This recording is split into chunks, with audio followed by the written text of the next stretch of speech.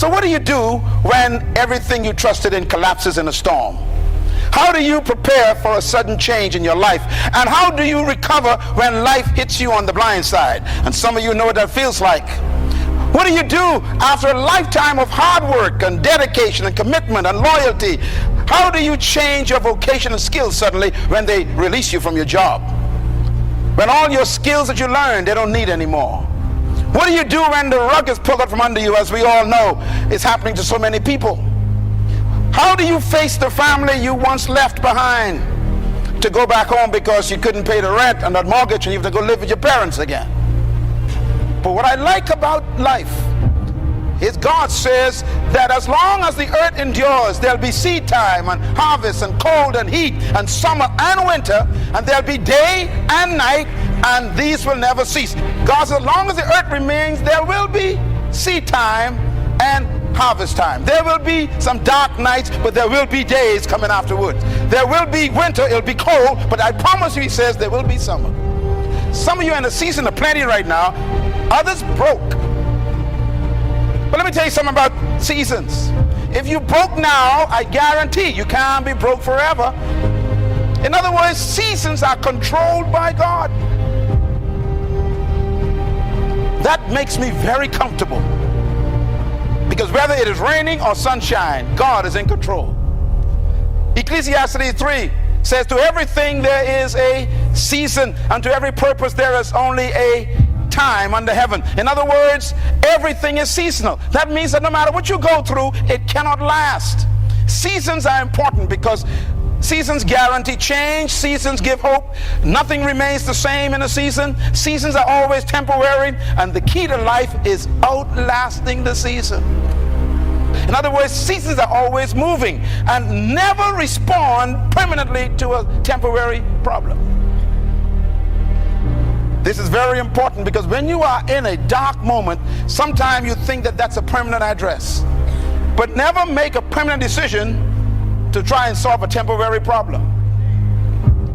This is what happens in divorce many times in a marriage. You go through a very tough moment. I mean, hell on earth. And believe me, you got a choice. Am I going to make a permanent decision at this point?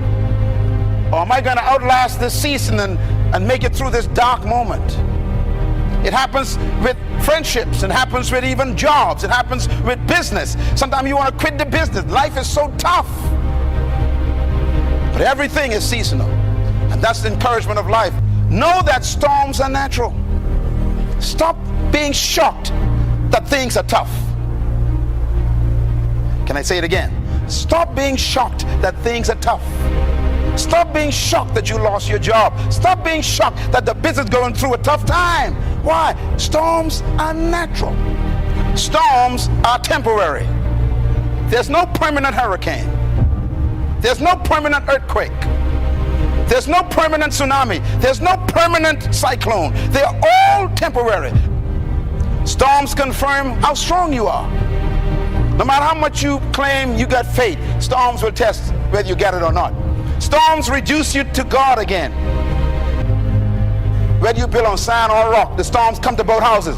Christ was saying, look, whether you're in a secure house or a shaky house, the storm don't care. It's coming. Expect the storms to come. Everybody will face storms. That's what Christ is saying. Whether you are built on the rock or the sand, the storms come against you. If the storm hits everybody, then the issue in life is not storms. Don't worry about the storm. It's coming anyhow. You got to focus on something else. In other words, storms come to expose what you built on. You got to focus on, am I built in the right way? The structure is more important than the storm. In other words, you are never remembered by what you avoided in life. You are remembered by what you what? Survived. Never trust the person who ain't been through no storm. Why? Because you are not remembered by what you avoided. How do we know David? Goliath.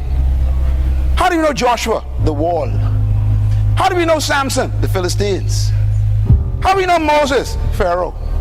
If you ain't got no problem, you ain't got no reputation. But what do you got to know? First of all, he says you got to know that the testing of your faith develops what? Perseverance. And perseverance must finish its work in your life so that you may be mature and complete and not lacking anything. The only way to live a life of no lack is to be tested by storms. And he says, have pure joy when they come, because you know that this storm is going to leave you a better person, a stronger person with more stable perseverance. In other words, don't leave the class, stay in the class until perseverance has its complete. When the storm comes, he says, he will not allow you to be what? Tested beyond what you can bear. So if he allows it, he trusts you.